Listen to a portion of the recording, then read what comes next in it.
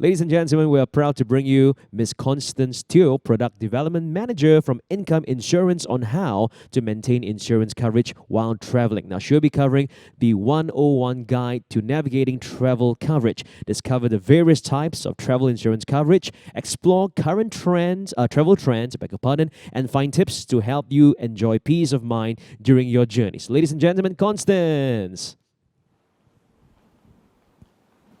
Thank you, James. Hi everyone, I'm Constance. We are here to the last segment on travel insurance, where I'll bring you through a 101 guide to navigating travel coverage. Okay, so a little overview on what we will cover today. It would be an introduction of the purpose of travel insurance. Secondly, the types of travel insurance out there in the market. Third, some travel trends and innovations in travel insurance. And fourth, some key takeaways that you should remember as a traveler. Okay, so now diving right in, purpose of travel insurance. So travel insurance is important. It provides financial protection for the cost of trips if you have to cancel your trip due to various reasons. So this would include reimbursement for your air tickets, your accommodation. Secondly, it provides financial protection for your lost belongings. So it could range from your handphones, your wallet, your bags, and so on. Third, it provides access to medical care due to unforeseen medical emergencies during a trip. And I would stress that this is actually one of the more important bits of travel insurance. Last, it would be cash payouts for inconvenience caused by delayed baggage or travel delays, which will help to tide you over until your baggage arrives, for example. Okay, so before we go into the types of travel insurance, you really need, as a traveler, you need to think of several things. So firstly, who are you traveling with? Is it with elderly, young children, or just with your friends? The activities which you will partake in. Are you doing skydiving? Or is it just a chill trip, sightseeing? Whether any of the travelers have existing medical conditions. How often will you travel in the year? Do you already have like 4 trips planned? And the destination and the season which you will be traveling in. So for income insurance, we actually have quite a comprehensive range of travel insurance products.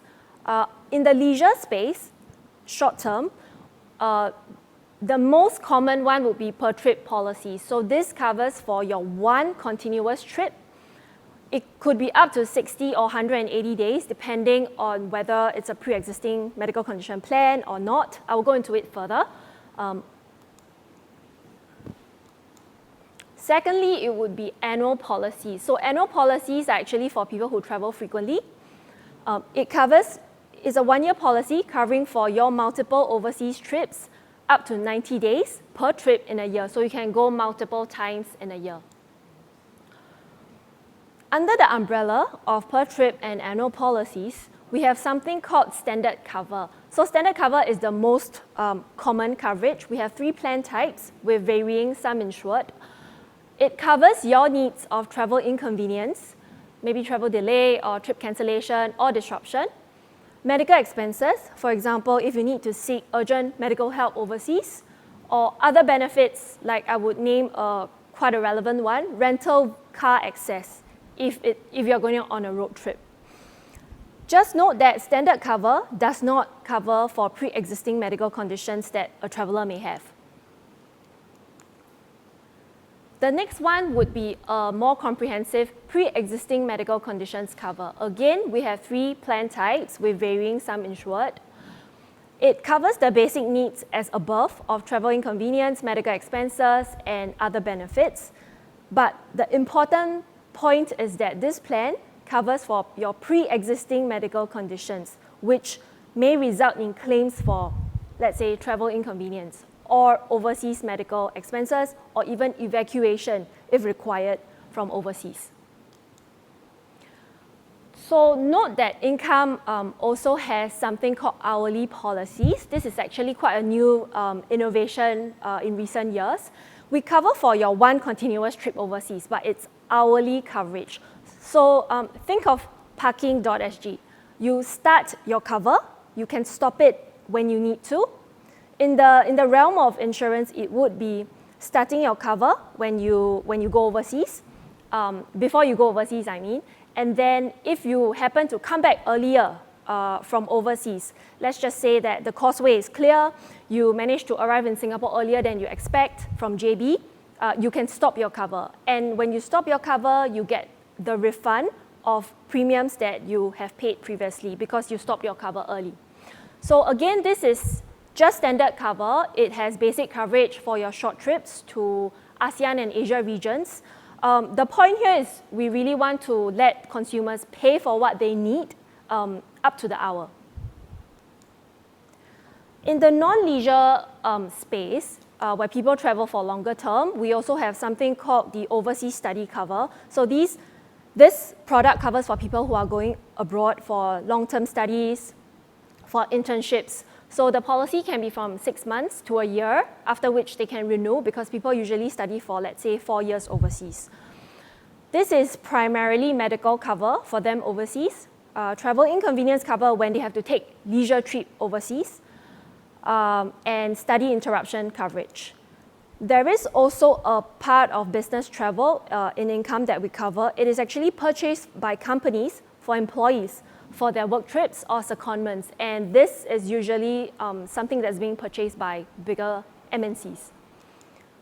Here, just note that the part that I highlighted in purple is common amongst other insurers. So most travel insurers would have these policies. Here, I dive a little bit further into pre-existing medical conditions cover for travel insurance. So just note that pre-existing medical condition is a common exclusion found in most standard travel insurance. That means that standard travel insurance does not cover anything related to pre-existing medical condition. So this is actually defined as any injury or sickness, including complications, which you knew about already before you start your trip, which you have received diagnosis or treatment for, or taken medication for 12 months before the start of your trip, and also which you have been asked to get medical treatment for within the 12 months before your trip. So we all know that there are 3 very prevalent chronic conditions in Singapore: hypertension, high cholesterol, and diabetes. And also we know that hypertension and high cholesterol increases the risk of heart attacks, strokes, and so on. So if a traveler experiences a heart attack overseas, and it's due to a pre-existing medical condition, such as hypertension, let's just say, a standard plan would actually not cover any claim arising from it. So the implication here is that if it's a medical emergency, like a heart attack overseas, right, the overseas medical expenses is extremely costly. We know of online cases where people crowdfund online to raise funds for medical evacuation and repatriation back to Singapore. So this was an example in media where a few years ago, there was a daughter who had to crowdfund online. She successfully raised $250,000 on Give Asia to get her father home from Tokyo to Singapore. And that's because her father suffered a heart attack in Japan. He was admitted to the ICU, and doctors there could not determine how long he would stay in his coma. So, and to make matters worse, the travel insurer actually informed that the claim was likely due to a pre-existing medical conditions and hence unsuccessful. So here we really see the importance of having the right plan for yourself. On income's end, we do have certain, we do see claims case studies quite frequently where people have some conditions. For example, the first one would be this man. He was on holiday. I remember this case. He was on holiday, I think in Vietnam. He was admitted to the hospital because of low oxygen levels and subsequently diagnosed with lung condition and severe heart failure. So because he had multiple medical conditions prior, Fortunately, he purchased the pre-existing medical condition plan, and his medical evacuation from overseas back to Singapore via air ambulance was covered by insurance. So here we can see that the evacuation cost really can range from 5-digit sums to 6 digits, and hence which enhances the fact that you need to purchase the right plan if you really have pre-existing medical conditions. Okay, for us, income, our pre-existing medical conditions cover has two parts. First, which is the one you see on screen now, we cover for certain travel inconvenience you suffer due to your pre-existing condition. So to give an example, if the traveler needs to cancel his trip due to a pre-existing medical condition, this is actually covered in our higher two plans, the superior and prestige plans. The more important part of the cover would be for the medical expenses overseas. Like I said previously, they can be very costly. The expenses and also the evacuation and repatriation expenses if required due to a pre-existing medical condition. Okay, so on to travel trends and certain innovations in travel insurance. First, we know and we see that people are going overseas for adventurous activities. And this can range from skydiving, scuba diving, bungee jumping, so on and so forth. But travelers should know that cover is essential because accidents can happen when you are on such high-risk activities, right? So just note that some insurers cover for these activities as a rider, meaning something you have to select, you have to pay extra for, or in the higher tier plans. For income, we cover for this in all our plan types. The second part would be high travel costs that we see. So when the pandemic ended, we saw that air tickets costs and accommodation costs actually went up because of demand and because of increased airline costs. So we would want to highlight that it's important to purchase travel insurance early so that cancellation costs are covered in the event of unforeseen circumstances. To note here that the known event exclusion will be less likely to apply if anything unexpected occurs before your trip, and you will be able to claim for trip cancellation if needed. So known event would mean any situation. It could be a natural disaster, could be a riot that happens in the destination that you're traveling to, which may disrupt your trip, that is already made known to you. So if you purchase your policy before the event happens, let's just say before the earthquake happens, you would be covered if you need to cancel your trip thereafter. So it's important to purchase early. The next one on spontaneous short trips. So everybody would have heard of your neighbor, your friends, your family driving into JB quite frequently, or taking the train maybe. Unfortunately, travel insurance tends to be the last thing on the consumer's mind because they are rushing to go already because the causeway is clear, for example. So most insurers will not allow the purchase of travel insurance after you depart. For income, earlier this year, we came up with something called the post-departure purchase extension for people who forget. So if the traveler forgets to purchase travel insurance and have departed Singapore, they actually can purchase up to 1 calendar day for our standard travel insurance after they have departed. And the insurance will cover them for the remainder of their trip. Of course, whatever that has passed is not covered. We also have the hourly insurance called Flexi Travel Plus, which is quite suited for last-minute trips to ASEAN and Asia because it's quite easy to activate on the app itself. Lastly, on climate change. So with climate change, we do see natural disasters becoming very prevalent. And this causes a lot of trip inconveniences, especially during typhoon, during winter seasons.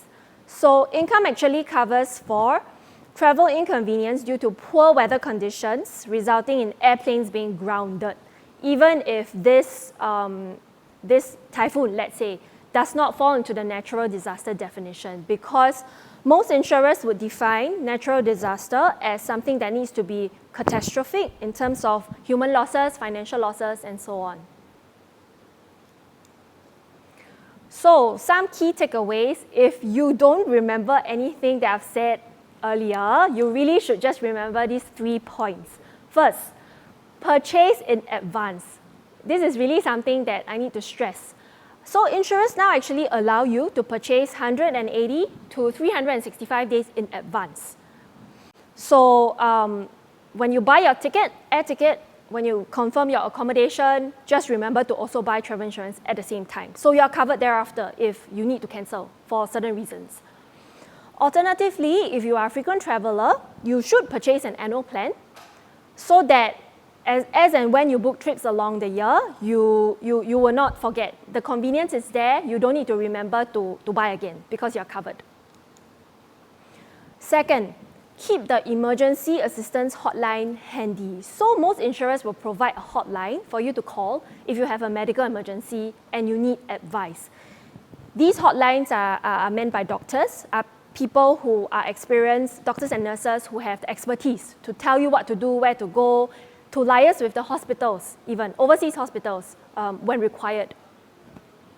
For income, people who are on our Enhanced Pre-X yearly plans also can use this hotline for overseas telemedicine service. So this provides them with, this is for non-emergency cases, when they have a flu, let's say, it provides them a familiar face to converse with for medical advice. Third, the traveler actually has to look out for the right product for their respective needs. So some plans may be very cheap, but this also means forfeiting benefits which may be important to you. For example, some plans have no trip cancellation cover because it's for the last-minute traveler. Some policies, some products have no post-trip medical expenses cover. So the devil is really in the details. If it's really just too much details, right, to read through, I guess for the traveler yourself, you have to know your priority. Maybe medical is your priority, so then you zoom in on that portion to make sure it's covered. Okay, here I actually have a video to share that's prepared by Income. Hopefully this psychs you up for your year-end trips. Rocks in the treetops all day long. Hopping and bopping and singing his song. All the little birds on Jaybird Street love to hear the robin go tweet, tweet, tweet. Rockin' Robin, rockin' Robin. Travel happy with up to $2,000 travel delay coverage. Gonna rock it tonight. If it's happy travelers, it's Income Insurance. Okay, so here, before I go, a last bit. For the participants of the webinar, if you use the promo code HAPPY60 on the screen, you are able to get 60% off your per trip travel insurance for these 3 days. You can scan the QR code, which will lead you directly to the purchase flow, or maybe if you later on, you can visit the Income website and then, but remember to include the promo code where you will get this special deal. So here I come to the end. Thank you and happy holidays to you.